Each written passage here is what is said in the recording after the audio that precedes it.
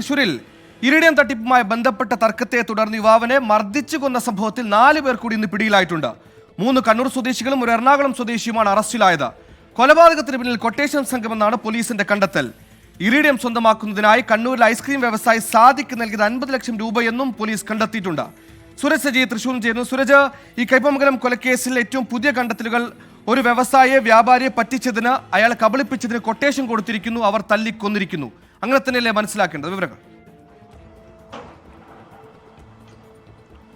സുഹൈൽ, അത്തരത്തിൽ തന്നെയാണ് ഈ അന്വേഷണം എത്തി നിൽക്കുന്നത്. ഈ ഇറിഡിയം ഇടപാടുമായി ബന്ധപ്പെട്ടുകൊണ്ട് 50 ലക്ഷം രൂപയാണ് ഈ കൊല്ലപ്പെട്ട കോയമ്പത്തൂർ സ്വദേശിയായിട്ടുള്ള അരുണും 2 സുഹൃത്തുക്കളും ചേർന്ന് ഈ കണ്ണൂർ സ്വദേശിയായിട്ടുള്ള ഐസ്ക്രീം വ്യാപാരിയിൽ നിന്ന് വാങ്ങിയത്. അതിനുശേഷം ഈ ഇറിഡിയം സൂക്ഷിക്കുന്നതിനുള്ള പെട്ടി വാങ്ങുന്നതിന് വേണ്ടി പിന്നീടും ലക്ഷക്കണക്കിന് രൂപ ഈ കണ്ണൂർ സ്വദേശിയുടെ കയ്യിൽ നിന്ന് അരുൺ കൈപ്പറ്റുകയും ചെയ്തു. ഇതിനിടയിൽ ഈ 3 സുഹൃത്തുക്കൾ, അരുണും 2 സുഹൃത്തുക്കളും തമ്മിൽ തർക്കമുണ്ടാകുന്നു. ഇതിൽ ഒരാളാണ് ഈ കണ്ണൂർ സ്വദേശിയായിട്ടുള്ള വ്യാപാരിയോട് ഈ അരുൺ വഞ്ചിക്കുകയാണ് താങ്കളെ എന്ന വിവരം ധരിപ്പിക്കുന്നത്. ഇതോടുകൂടിയാണ് താൻ വഞ്ചിക്കപ്പെട്ടു എന്ന് മനസ്സിലാക്കിക്കൊണ്ട് ഈ കൊട്ടേഷൻ നൽകുന്ന നടപടിയിലേക്ക് കണ്ണൂർ സ്വദേശിയായിട്ടുള്ള സാദിഖ് കടന്നത് എന്നുള്ളതാണ് നമുക്ക് മനസ്സിലാക്കാൻ കഴിയുന്നത്. അങ്ങനെ ഈ കണ്ണൂർ സ്വദേശി തൃശ്ശൂരുള്ള ഒരു കൊട്ടേഷൻ സംഘത്തിന് അരുണിനെതിരെ കൊട്ടേഷൻ നൽകുന്നു.